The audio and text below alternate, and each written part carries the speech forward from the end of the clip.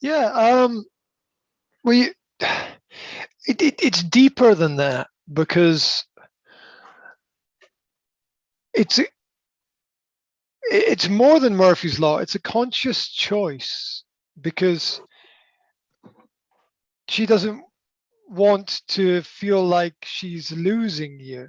Now Mm, that's true of all children, or at least most mm, children in parental relationships. That um, when there is no pressure on the situation, then the child does nothing because they feel like you're there for them.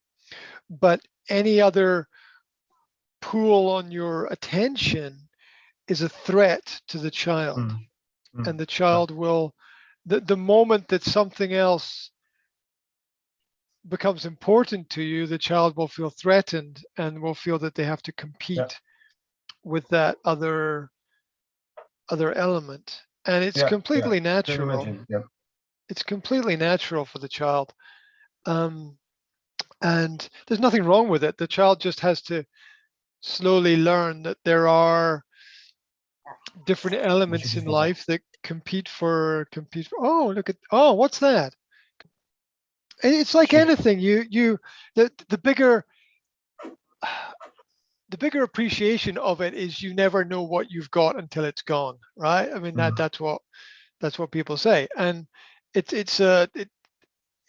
it's a microcosm of that principle mm, where mm, um, as long as you feel like you can have something or somebody at any point in time, or the attention of somebody mhm. at any point in time, then you're completely relaxed. But the moment that something else comes into the picture, um, it's confusion, and there's sort of a fear in children that they might lose uh, the parent, because children don't have a concept of time, at Mm, least until the age of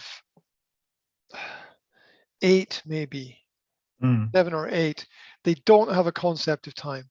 3 weeks mm. can be 3 years. Yeah, that Yeah. there's no principle there, and Mm, that's why using time as a marker with children is pointless, because it does mm, it doesn't I will see you later. Later translates as never a lot of the time, because they don't understand the difference, because um, we know ourselves that our own concept of time can expand and contract mm, depending mm. upon what we're focused on and how busy we are.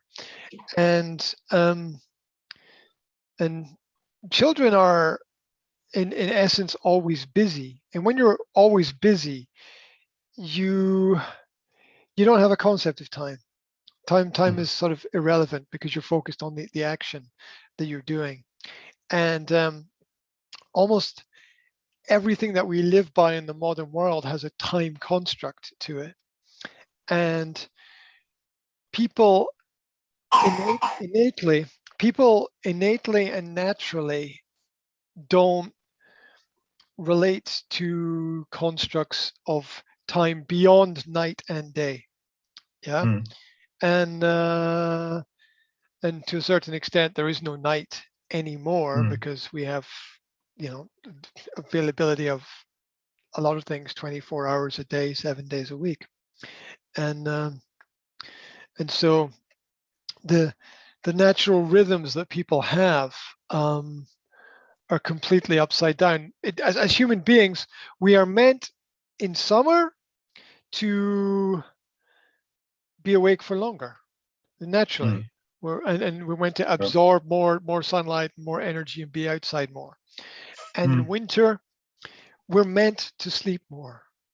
People yeah. people people very often feel more tired in winter naturally, because it's Yeah. it's darker. There's less energy available in the environment, and we are our lives tend to be slower during that. Mm, Now we can play with that a little bit, and we can experiment, and everything's different, and we can do things like go skiing, which is kind of like a reversal of let's do a summer activity in winter. It's not natural for us to do that, but it's not a bad thing at all. It can be very helpful and very healthy and a lot of fun. So we can turn bad into good.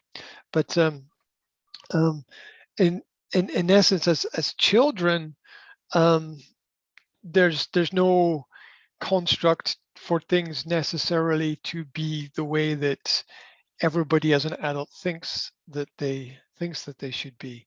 You know, the, there's the order that we believe things to be is what we've learned, but maybe what we've learned is maybe it's not good, maybe it's not correct, maybe it needs to be changed, maybe it needs to be updated and upgraded. It's it's a completely different concept for children. I tend to feel in the modern world that children are overly driven and overly stimulated and overly organized a lot of the time. That everything is set and organized, and they have very little time to be themselves. there's you know, there's a great question: who am I anyway? You know, who is the individual person? And the answer to that is you are who you are when there's no one there. You are who you are when there's no one there. So at any time at which you are with other people or observed or in contact with some kind of media, you're not yourself at all. And there's very little time that a lot of children, it is different for different families, but there's very little time that children have to be themselves without some external pressure being put on them. And it's you know, you wonder why adults have problems understanding, you know, themselves and personality and personal development. It's because they never got the time as children to actually think about who they are, and who you are is not who other people tell you you are. Who you are is something completely abstract and different from that. Remove the technology, remove the stresses and the pressures, remove the job title, remove the work, remove the relationships, remove the clothes and the projections, and that's who you are. Most people don't get an opportunity to do that